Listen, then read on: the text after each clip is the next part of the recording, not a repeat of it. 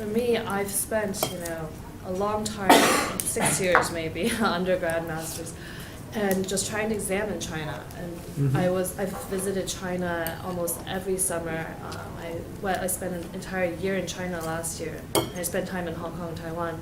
But I still feel that, maybe when people first see me, they'll think that I'm Chinese because I speak fairly fluently and I, have that face. But then sometimes, I tried to live with someone who was Chinese, and there was definitely a huge divide in the way we thought, and it was just obvious. So it was, no matter how much I knew about the culture or how much I tried to know, the colloquial terms of 口语, it just felt that I was still so far removed.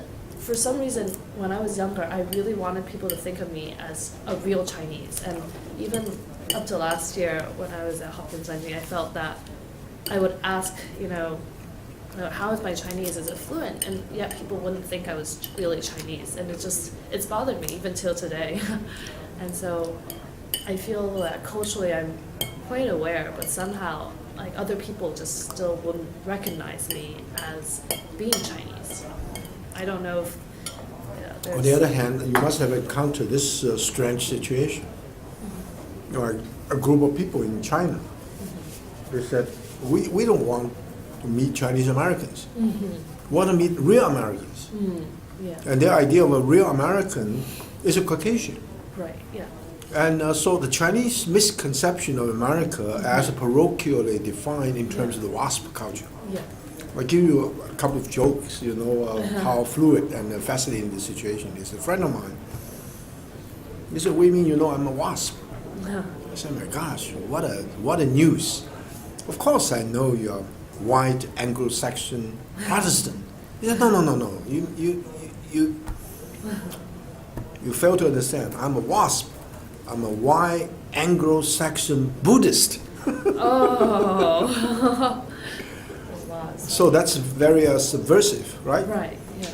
So that's changing very rapidly. So say, a Chinese American is authentically American. Right, yeah. Just like Afro-American or Chicano Americans, right? Right.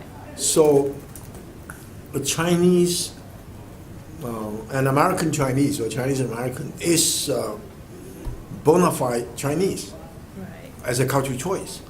So I say I'm a Singaporean, and of course Huarren, I'm Chinese in that sense. But I'm not Chinese in the sense that I'm a citizen of the People's Republic of China. Right, yeah. right.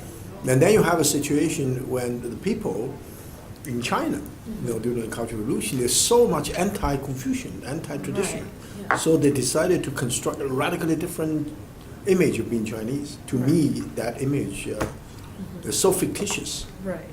And so contrary to my conception of what Chinese ought to be. Right. So so being Chinese, it's we call it it's a contestable. It's a field of contestation. Right. And that's fascinating. That's why. Earlier you used the word diaspora. When I first used the term diaspora, Wang Gongwu was the leading scholar in overseas Chinese studies, objected to the use strongly. He said, diaspora has to be spelled with a capitalized E. Capitalized D, and it refers to the Jewish experience. Nothing to do with China.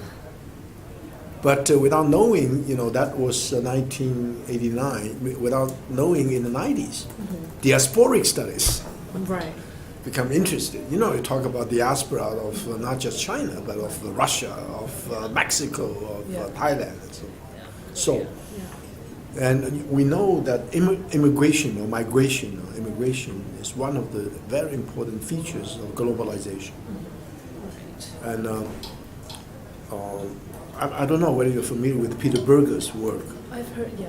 He, as a sociologist, has published a book called Many Globalizations, Cultural Diversity in a Contemporary Society, because originally he wanted to show that cultural globalization, like economic globalization, is homogenization.